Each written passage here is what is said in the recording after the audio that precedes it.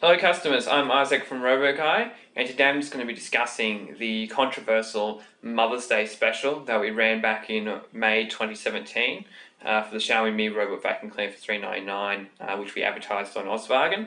I'm going to be talking about some of the lead-up events to that deal, some things about a business that led up to that deal, and also the follow-on events that caused many customers not to receive their products until August 2017. First of all, I want to talk about what led up to that deal. Obviously, our company started in January, I think, 28th of 2017.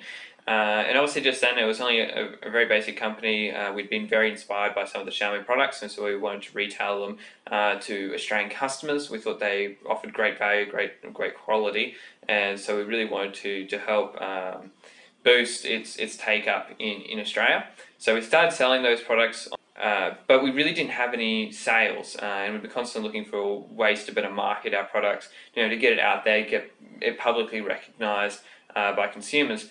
And it wasn't until around May we discovered Volkswagen, and we realised that it offered a great opportunity to be able to present some of our really good deals to the Australian public and allow them to be able to actually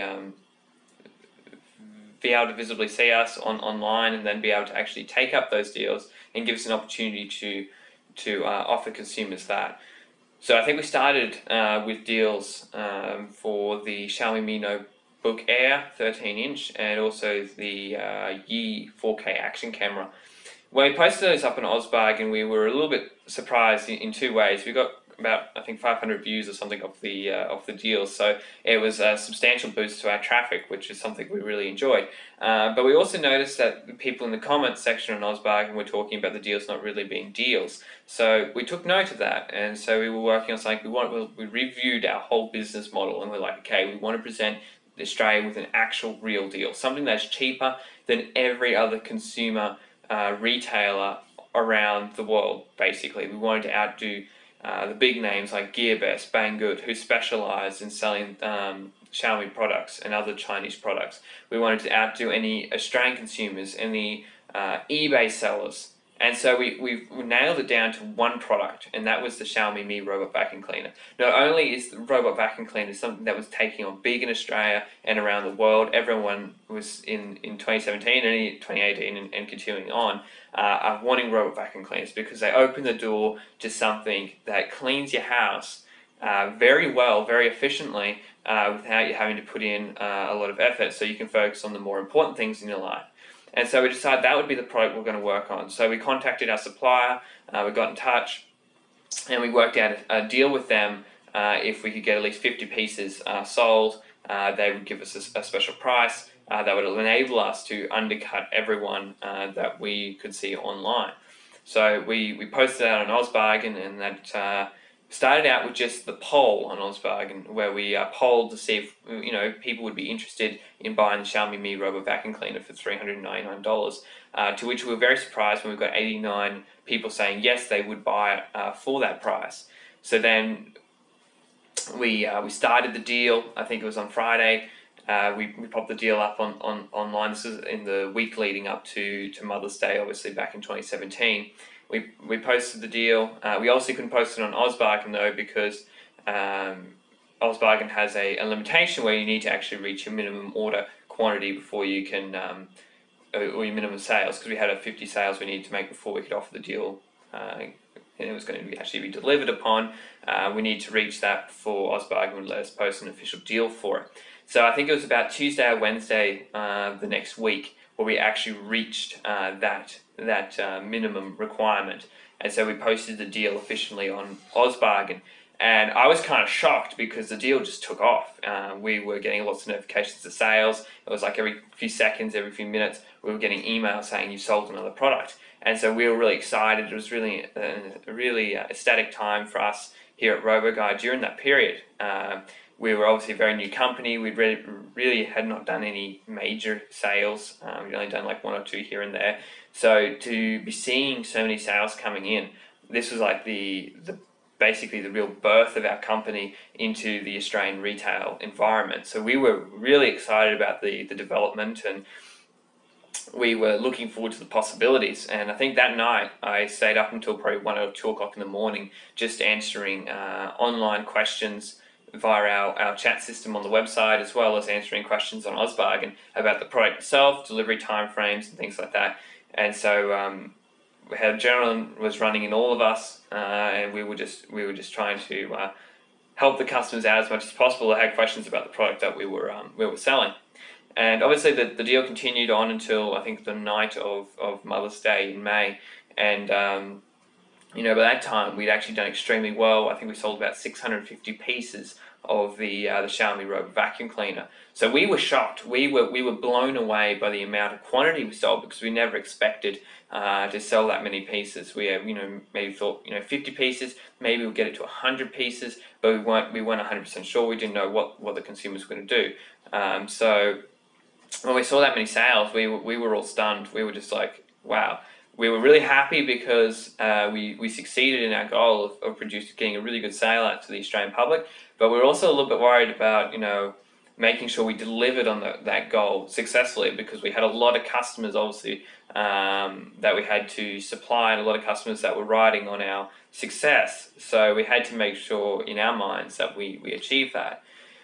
Obviously, as many of you know, the sad fact is that didn't come out and run as smoothly as we originally hoped. Obviously, being a new company, we suffered from probably a few rookie mistakes during our first major import from overseas with those vacuum cleaners. That did lead to a delay that ended up being 3 months for customers to receive that product.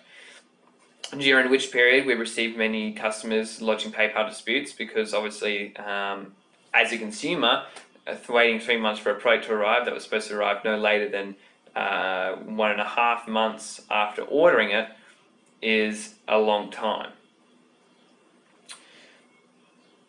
So obviously many of you are wondering what happened during that time. We were sending out email updates every 1 to 2 weeks, but a lot of you made note about those email updates not being always clear, not being accurate, or very hazy in their description.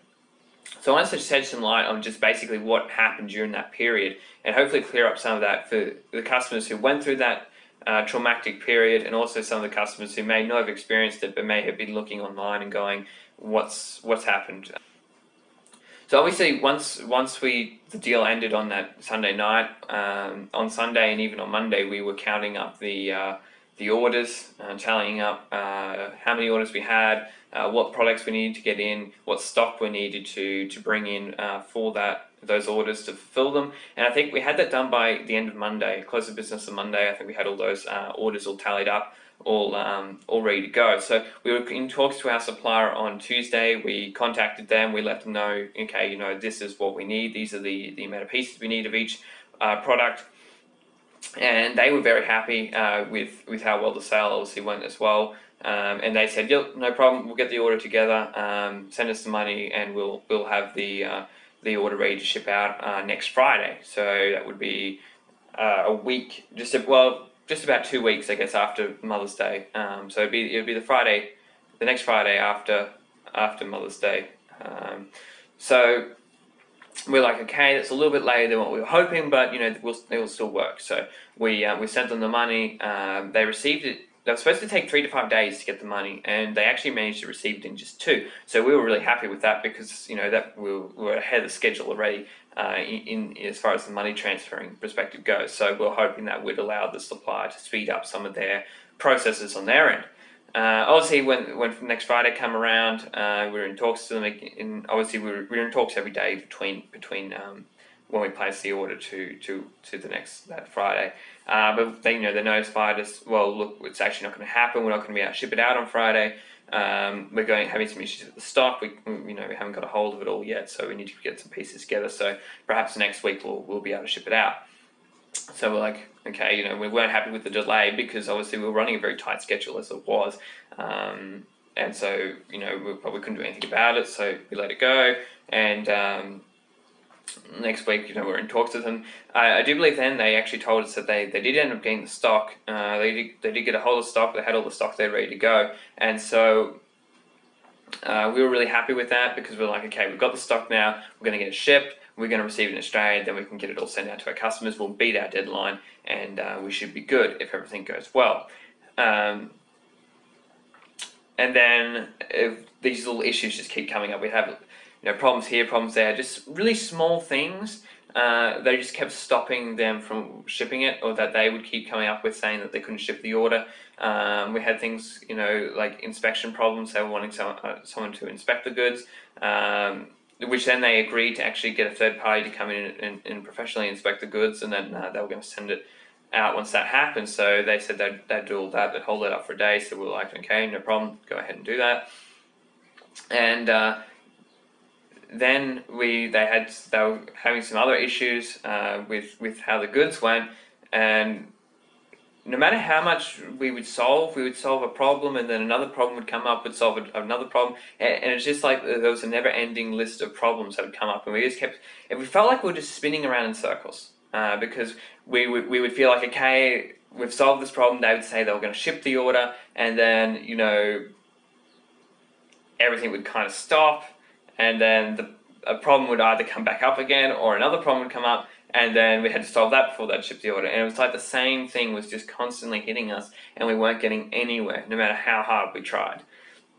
And so, several weeks go past, and we're still trying to get an order shipped, and eventually it comes to the point where we're like, look, we're not getting anywhere. We're not getting anywhere with the supplier. We're not getting anything done. We're going to have to take action ourselves. So that's when we got on the plane to Hong Kong, and we met up with the supplier in person, because we were like, we just need to sort this out, because no matter how much we texted, no matter how much we called them on the phone, nothing was getting solved. Nothing was getting done. They were telling us they were about to go and ship it, but then they didn't ship it. And so we thought, well, the only way to make sure we actually get this sorted is to go over there in person and get them to ship the goods. So that's what we did. We went over there to Hong Kong. This was, I think, a week or two before the end of June. We got over there, and we talked to them, and we got it.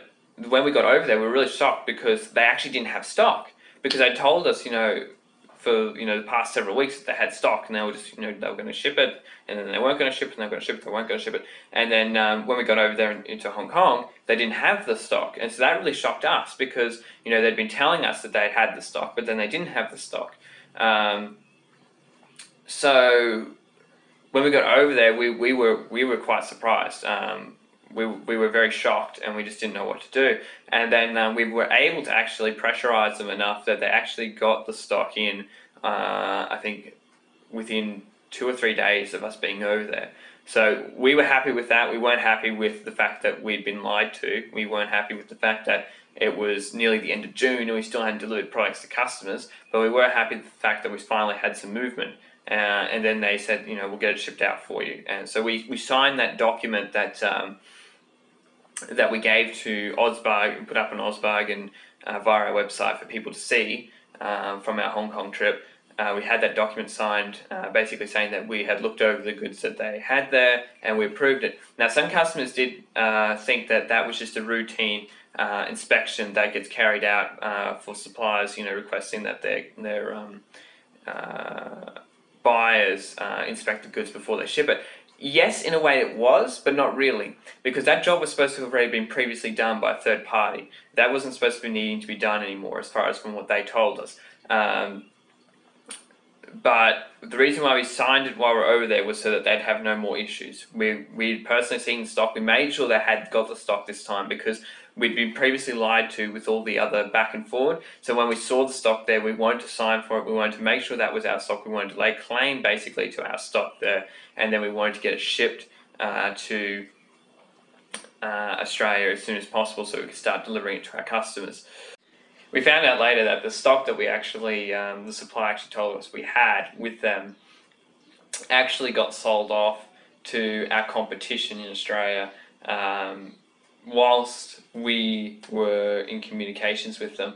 So that's the reason why we were later informed why they had stock and then they didn't have stock when we actually went to Hong Kong, because that stock actually got sold off to our competition in Australia, which is why halfway through our delivery period, there was other Oz bargain deals going on for cheaper robot vacuum cleaner deals, or similar price robot vacuum cleaner deals for the same product. So that's one of our biggest annoyances with our supplier, because they actually had the stock there. Instead of sending it to us, they actually went and sold it off to our competition.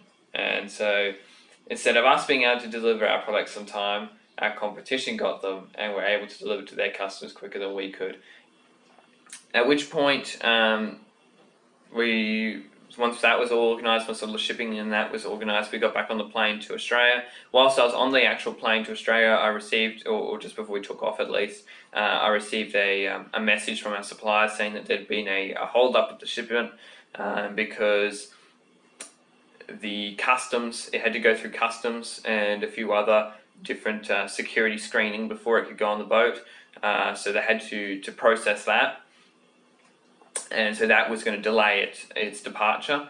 So we checked with our customs team customs team broker in Australia to verify that information was correct, and they agreed that that was correct. That would be right, that they would have to screen the shipment if they wanted to make sure there was nothing wrong with it, or illegal trafficking of drugs or anything was happening. So we were like, okay, well, we don't have to let it go. So that's what we did. And then I think it was supposed to ship out that next week, and then customs was still screening it over there in China. So then we had another week's delay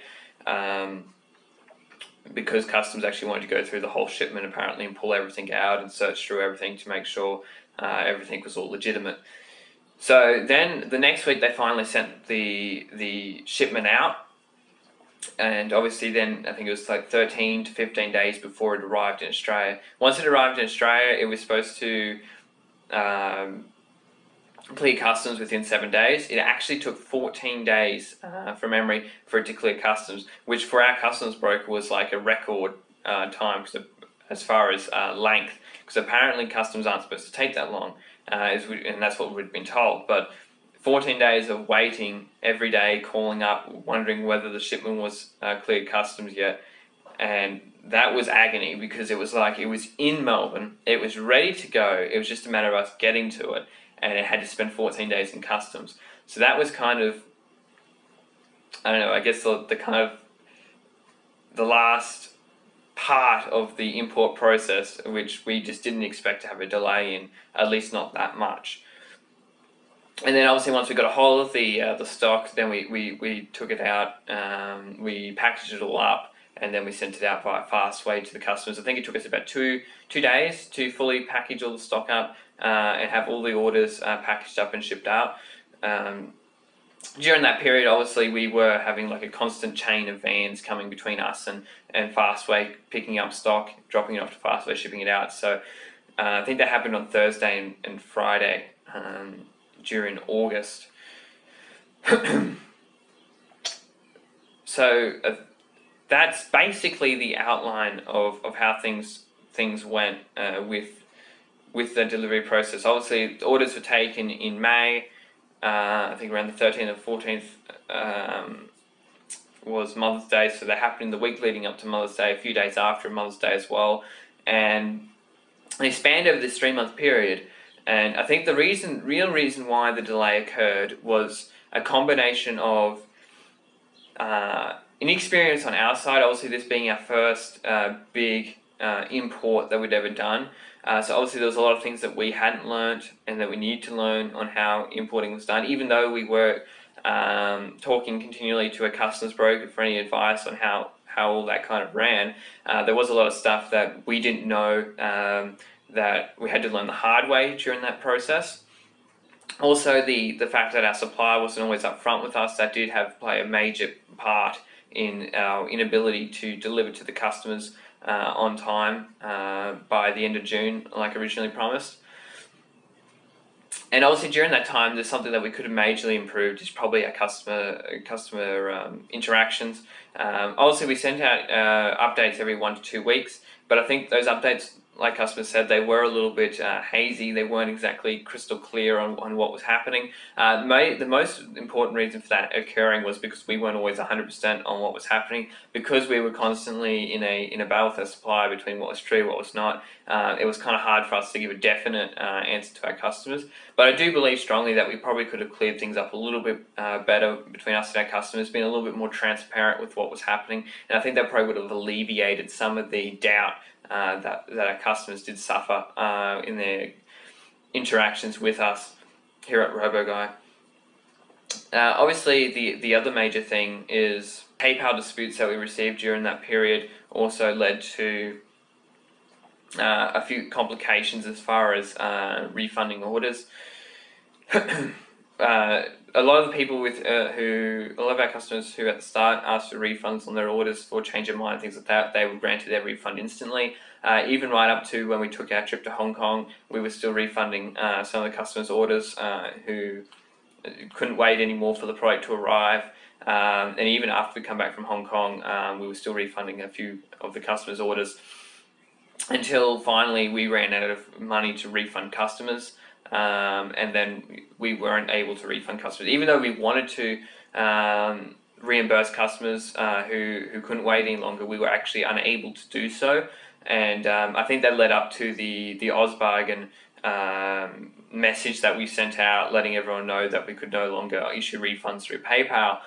Which I think in the way we worded that was probably a little bit blunt. We were very probably weren't the most tactfully worded message we ever sent out, and that did cause a lot of panic. But it was true to the point. We were at a point where we had no money left to send out refunds, because all the money that we'd received that was left was currently sitting over with our supplier to cover the cost of the goods, and so we couldn't actually use any of that money because they had already received it, and they were supposed to be delivering us goods and products, and obviously we hadn't received those either yet. So we were kind of like in a complex issue where we'd paid the money for the goods, but the goods hadn't arrived yet, and obviously customers who hadn't received the goods wanted their money back. So from a customer's standpoint, we definitely understand where they were coming from, because obviously with online websites, you expect to be able to place your order, you expect to be able to receive your order pretty quickly, and at least in the time that's specified on the website. You don't expect to be waiting 3 months for goods to arrive. That's something that shouldn't really happen. And so we understand why customers were very frustrated with us during this period. And I would just like to apologize to all the customers who did go through that. I think we probably made a big mistake by not being a bit more transparent with the way we talk to our customers. We also did place a lot of blame on the supplier, which no doubt there was a lot of issues with our supplier causing the holdup. But I think as a company, we should have taken that blame more personally. We should have owned it better. As a company, obviously the customers shouldn't have to be worried about what our suppliers are doing. They just should have to worry about what we're doing. And obviously we weren't delivering the products to the customers in a speedy time and into our time schedule. So although we're in a stuck position, we should have been taking more of that blame ourselves instead of constantly passing it on to the supplier as much as we did. So I would just like to issue an apology to all of our customers who went through that traumatic period. It was a period where customers didn't know whether we were fraud or whether we were actually going to deliver the product. They were kind of stuck between two worlds, whether wanting to believe what we were saying was true, stick with probably what their instincts were telling them, and saying, well, we were trying to defraud them. One thing I do want to clarify up is we were never trying to defraud our customers. We were always trying to deliver the orders, goods to the customers in the quickest time frame possible.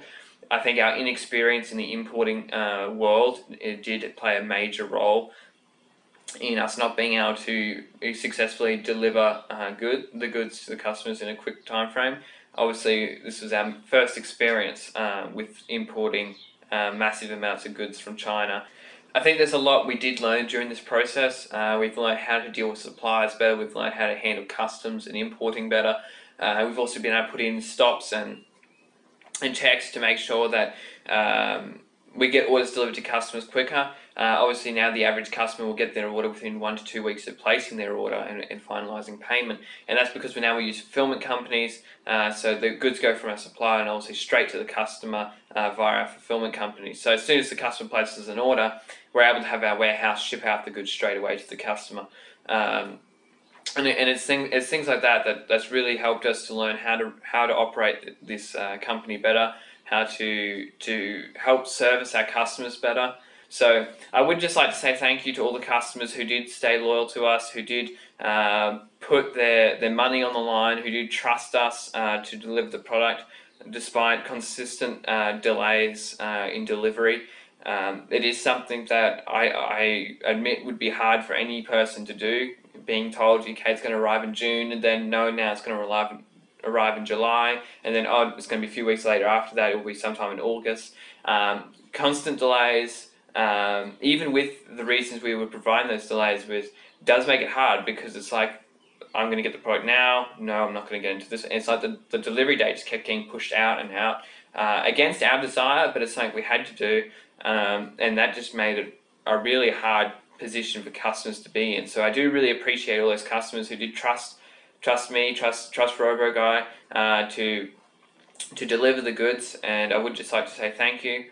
I hope that we're able to mend some of the damage that has been done because of that, and I would like to say that I believe our customer service and our speed of delivery has greatly improved since then.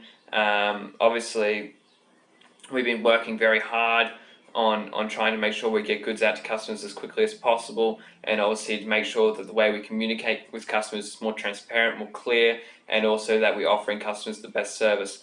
Something that I think is notable that a lot of people didn't think would happen is they thought that we wouldn't be around to honour the warranties on the robot vacuum cleaners that we sold during that period. I'd like to admit, even after over 1.5 years of operating this business, we're still around. We're still honouring the warranties that were sold on those products. Obviously the 1-year manufacturer warranties have terminated on a lot of those orders now, but as many customers would testify, for all those who had issues within that year, we did solve their problems, we did fix their robots, we repaired them, we sent them back within a speedy time frame, and they've had no issues for the most part since.